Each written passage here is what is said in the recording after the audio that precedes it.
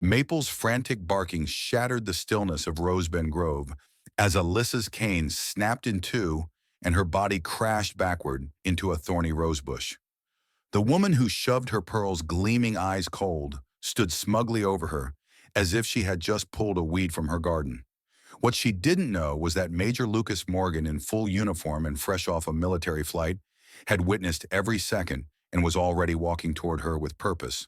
The afternoon sun baked the sidewalks of Rosebend Grove into a soft shimmer, casting long shadows from the rows of desert roses that lined the meticulously kept front lawns. It should have been peaceful quiet even, but the air snapped with tension as the sharp, frantic barking of a dog sliced through the calm, like glass cracking under pressure. Rounding the corner in his combat boots, Major Lucas Morgan caught the exact moment his younger sister Alyssa was shoved hard by an older woman in pearls and pressed slacks. Alyssa's white cane snapped in two as she tumbled backward into a sprawling rose bush that bled red petals and thorns. Her guide dog Maple barked with rising panic, straining against the harness, her golden fur rippling in the Arizona breeze. "Get that animal off my property," the woman barked, pointing a shaking finger at the dog like she was commanding a soldier in court. "You people think your so-called disabilities excuse everything. Well, not in my neighborhood." Lucas's pulse surged.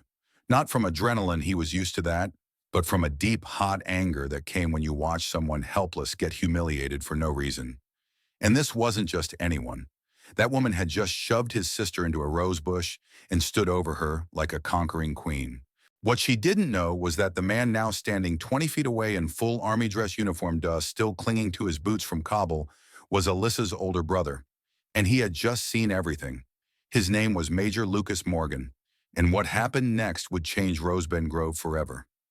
2 years ago, Alyssa lost her sight in a boating accident on Lake Havasu, an errant speedboat, a flash of white water, then darkness. But she had rebuilt, slowly, painfully, beautifully. With her guide dog Maple at her side, she learned to navigate the world again. She'd gone back to teaching floral design, her fingers recognizing every petal by touch, every stem by smell. When she moved to Rosebend Grove 6 months ago, it seemed perfect: single-story homes, wide walking paths, flower beds blooming with hibiscus lavender and baby's breath. She even decorated her front porch with a soft, rose-patterned doormat to help her identify her home by texture. But it hadn't taken long for Harriet Langston to make herself known. Harriet, 68, Silver Bob, former real estate litigator, had lived in the neighborhood for 2 decades. She was the kind of woman who color-coded her garden gloves and wrote citations for off-color mulch. The HOA president, a tyrant dressed in pearls. The first week it was a warning taped to Alyssa's door about an unapproved decorative item, the dog bowl. Then came a violation for landscape disturbance due to Maple's paw prints in the grass. Another followed for non-standard porch textures. Alyssa responded kindly, explaining that the mat was her tactile identifier, that Maple was a trained service dog under federal protection. But Harriet didn't care. The ADA doesn't supersede neighborhood agreements, she'd snapped one day. This isn't a charity district. Alyssa had tried, oh how she tried. She offered to meet with the HOA board.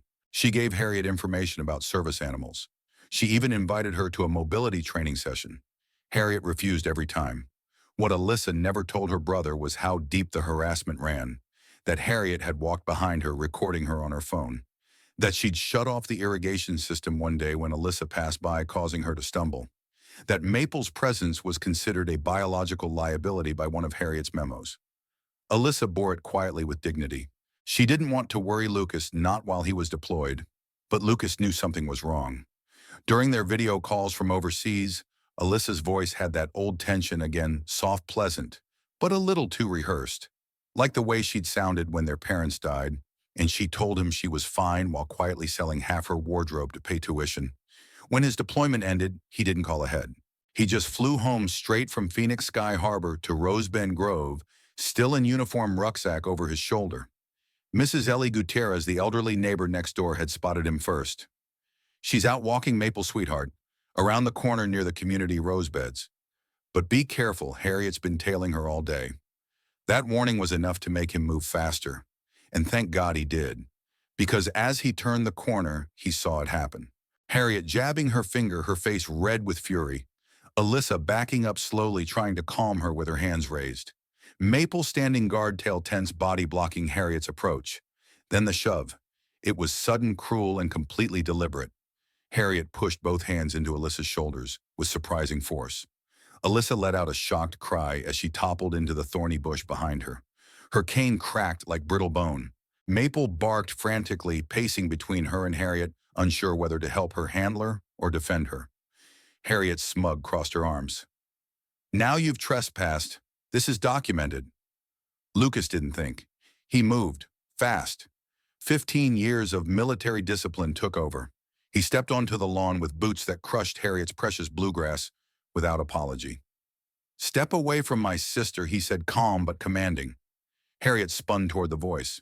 Her jaw dropped at the sight, the uniform, the ribbons, the posture. A man trained to deal with insurgents, not HOA presidents, but perfectly capable of doing both. "And who are you?" she demanded. "Major Lucas Morgan, United States Army. Recently deployed. And I just watched you assault a disabled woman." Harriet tried to scoff but faltered. She was violating HOA rules. That doesn't give you the right to lay a finger on her. He moved to the rosebush, crouching beside Alyssa. "Sis, it's me. It's Lucas." Alyssa's face shifted from pain to disbelief. "Lucas, you're home. I am. And I've got you." He gently helped her out of the bush, inspecting the cuts on her arms and the blood staining the edge of her sundress. Her cheek had a long scratch and her cane was ruined. Maple pressed against her, protectively whining. Lucas stood again, towering now between his sister and Harriet. "You assaulted a blind woman. In Arizona, that's aggravated assault. That's a felony." Harriet blinked rapidly, then tried to regain control. "You're not law enforcement." "No," he said, reaching into his uniform pocket, "but I do know the law." He held up his phone screen, glowing.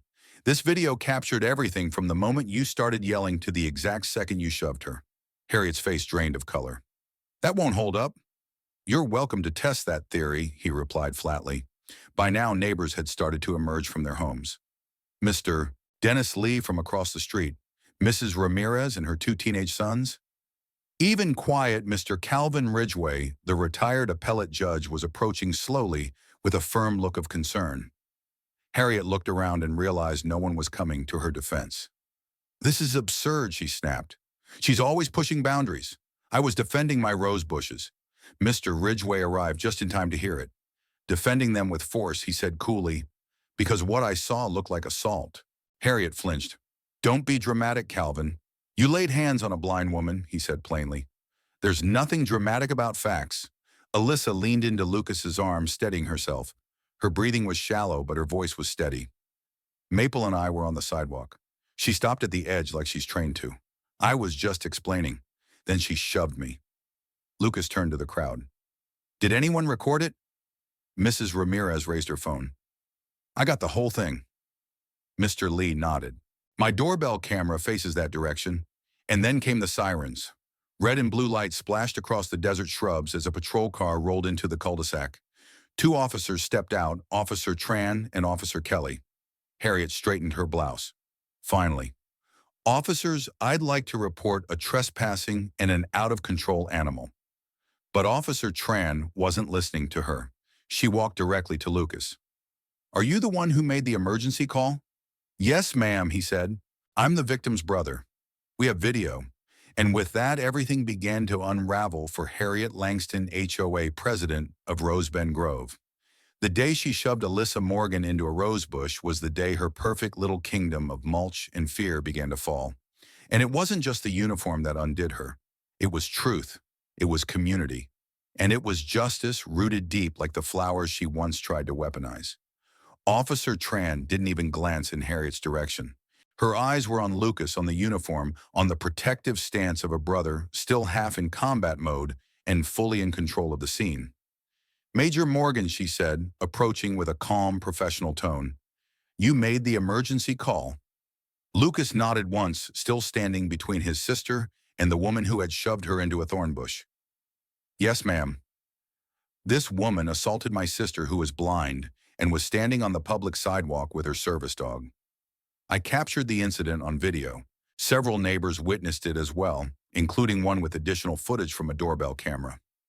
Alyssa, still shaken, but standing with Maple leaning gently into her thigh, managed a quiet, "I'm okay, though." The blood trailing down her forearm said otherwise. Officer Tran turned briefly toward Alyssa, her demeanor softening slightly. "We'll get you some medical attention soon. But first I need to assess the situation." Harriet, arms crossed, shifted her weight in irritation. "This is a complete overreaction. I simply defended my property. That dog has been trampling my roses for weeks," and Ma'am, Officer Tran interrupted her tone, hardening. "Please do not speak unless I ask you a question directly." The authority in her voice cut through Harriet's indignation like shears through overgrown hedge. Lucas stepped forward, offering his phone. The video starts about 10 seconds before the incident.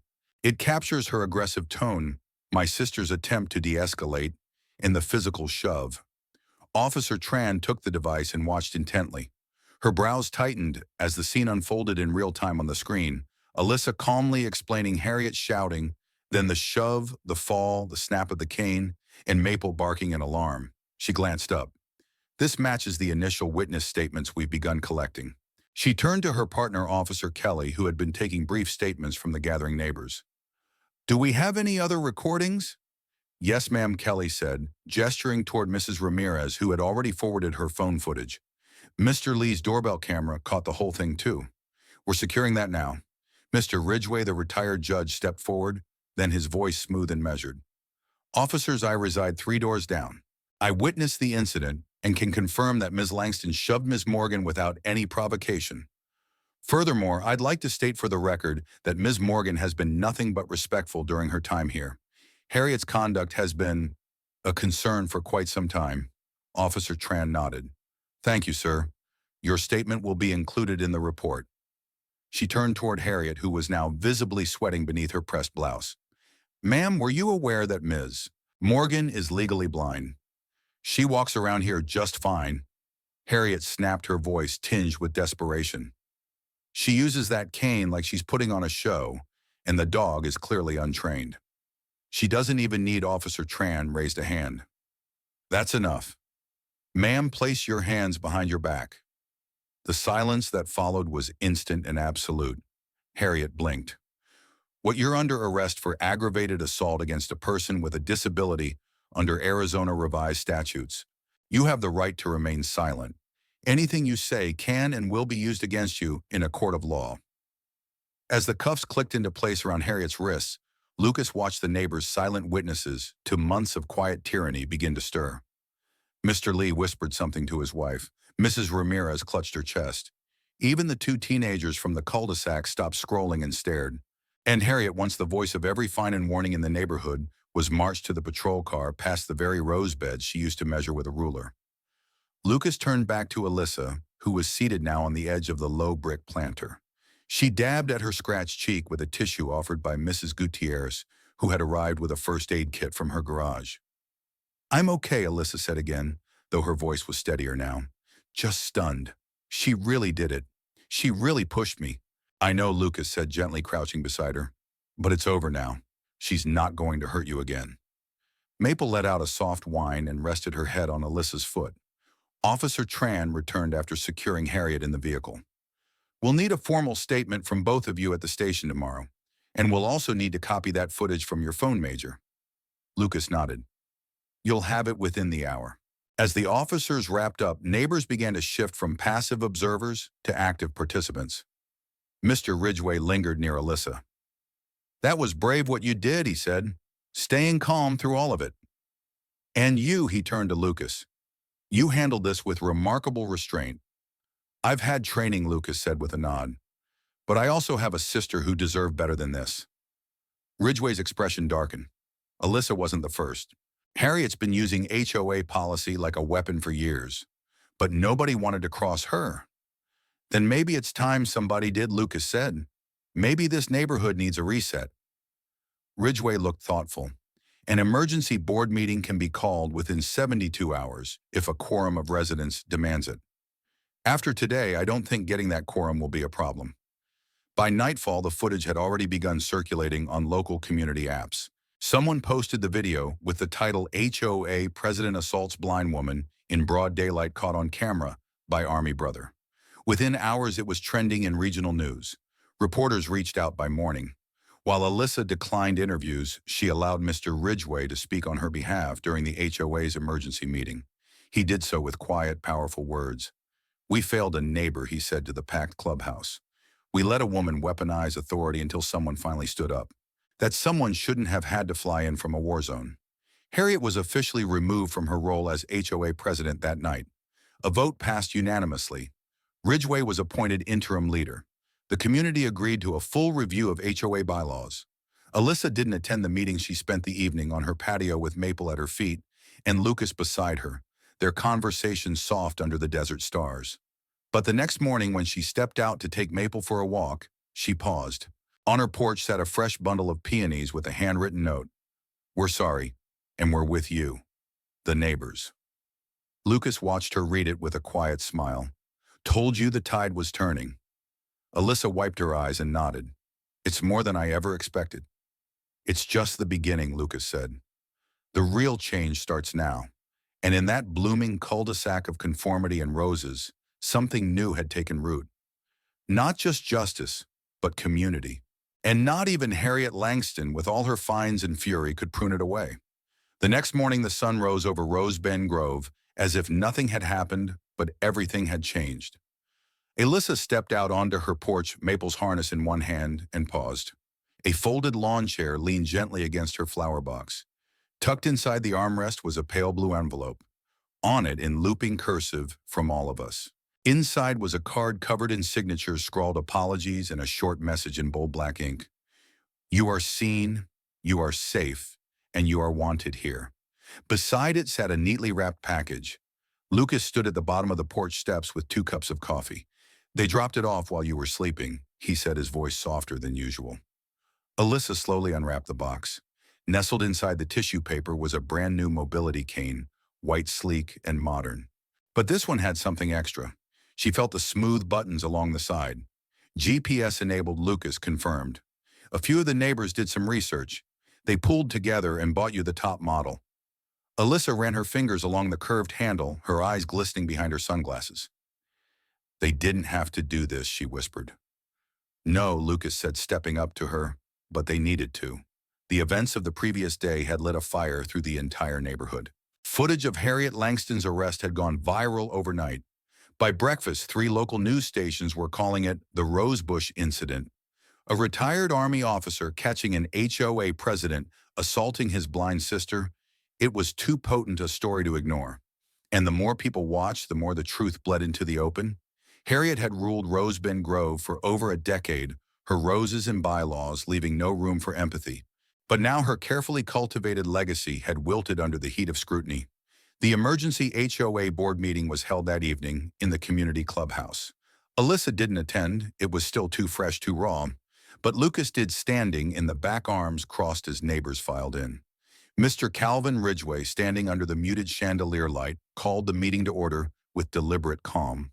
"I move that Harriet Langston be removed from her position as HOA president, effective immediately, under grounds of gross misconduct and violation of federal civil rights protections." The vote passed unanimously. Ridgway was appointed interim president by acclamation. No one opposed. No one dared. Lucas watched as people who had once looked away now looked around at each other, at themselves. The fear was gone, and in its place something stronger: accountability. That same week, Ridgway and 2 other board members showed up on Alyssa's porch. They came not with citations, but with a formal written apology, a basket of chamomile tea, and a single yellow rose in a ceramic vase. "To represent healing," Ridgway said. "We failed you, Miss Morgan, and we intend to make it right." He asked her to join a newly formed Accessibility and Garden Committee tasked with reviewing every HOA policy to ensure compliance with the ADA and other inclusive standards. "We're not just pruning rules," Ridgway said. "We're planting better ones." Alyssa accepted. It wasn't an easy yes, but it was the right one.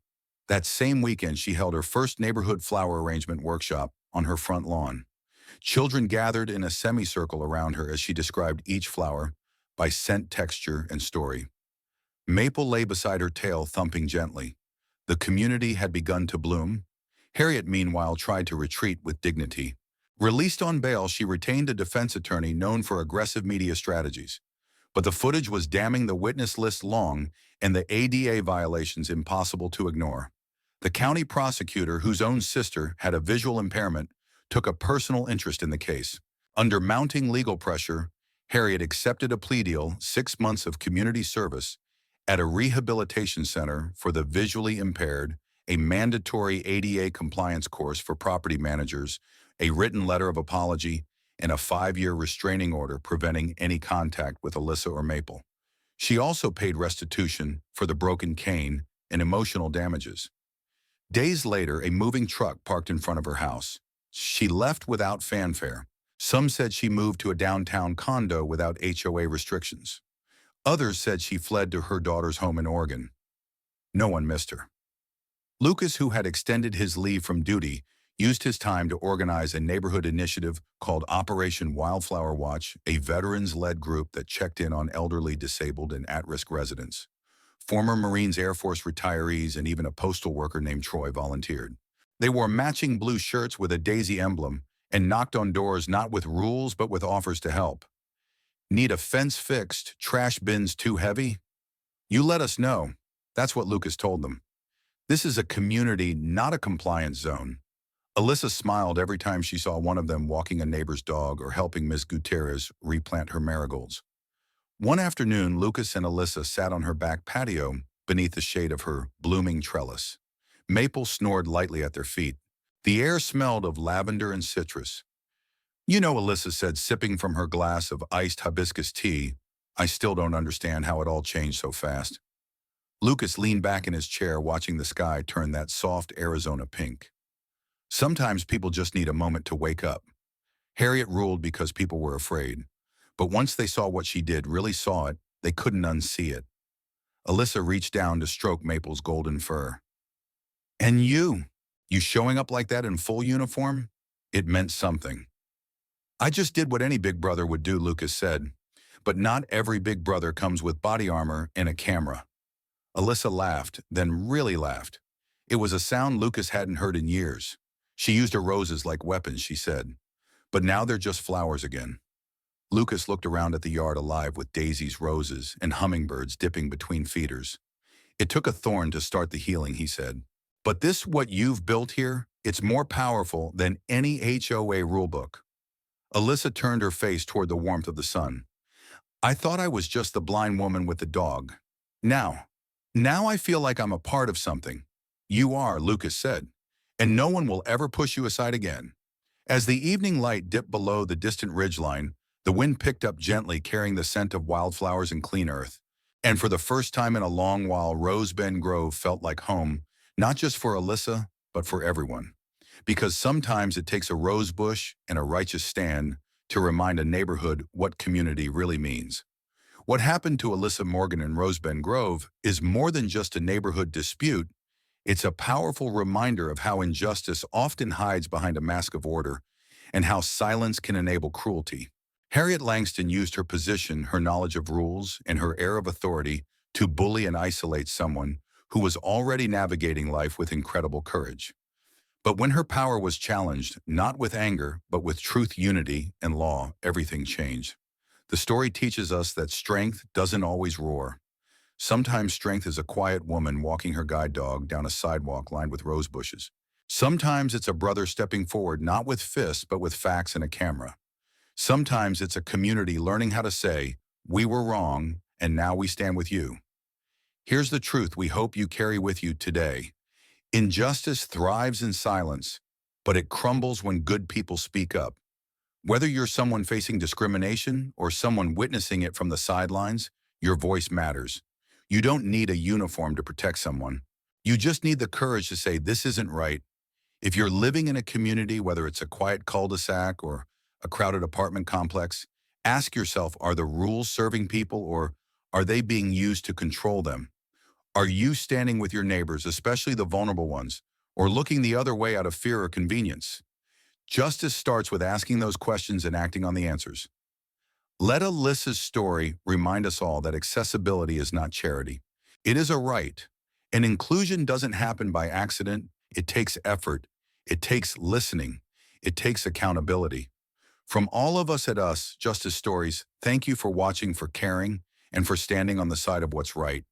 If this story moved you, inspired you, or made you think about your own neighborhood differently, please like the video, share it with someone who needs to hear it, and subscribe to our channel for more powerful, instructive stories just like this.